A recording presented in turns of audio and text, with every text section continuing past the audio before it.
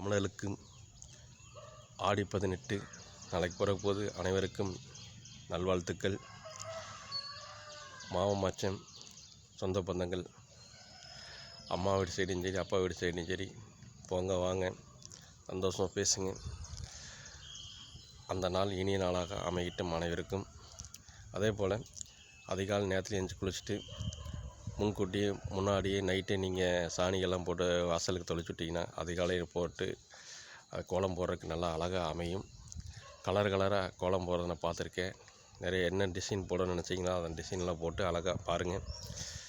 முன்கூட்டியே பார்த்திங்கன்னா நீங்கள் புது ட்ரெஸ் எடுத்திருப்பீங்க.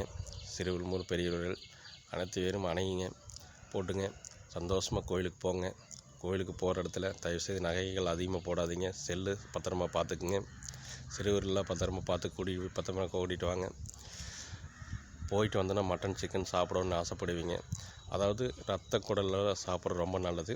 ரத்த குடல் வேணுன்னா முன்னாடியே போய் கறிக்கடையில் சொல்லி வச்சுட்டு வந்தால் தான் அது கிடைக்கும். இல்லைன்னா கண்டிப்பாக கிடைக்காது. அதே மாதிரி அருவியில் போய் குளிக்கணும்னு ஆசைப்பட்றவங்க நிறையா பக்கம் தண்ணி அதிகமாக வந்துட்டுருக்கு.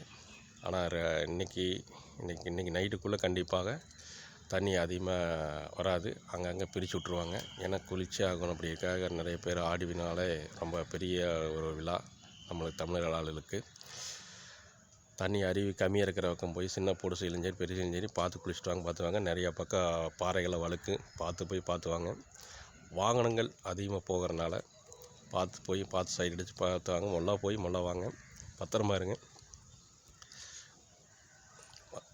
அதே சமயம் பார்த்திங்கன்னா சில ஏரியாவில் பார்த்திங்கன்னா பெரிய ஆலமரமெல்லாம் ஆடினாலே தூரி ஆடணும்னு நினைப்பாங்க. தூரி ஆகணும் எதுக்குன்னா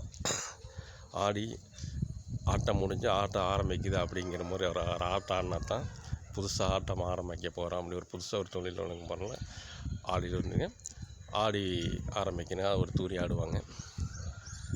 மீண்டும் அனைவருக்கும் ஆடிப்பெருக்கு ஆடி 18 பிறக்க போது அனைவருக்கும் நல்வாழ்த்துக்கள். மீண்டும் புதுசாக ஒரு முயற்சி எடுப்போம். புதுசாக சந்தோஷமாக பேசுவோம்.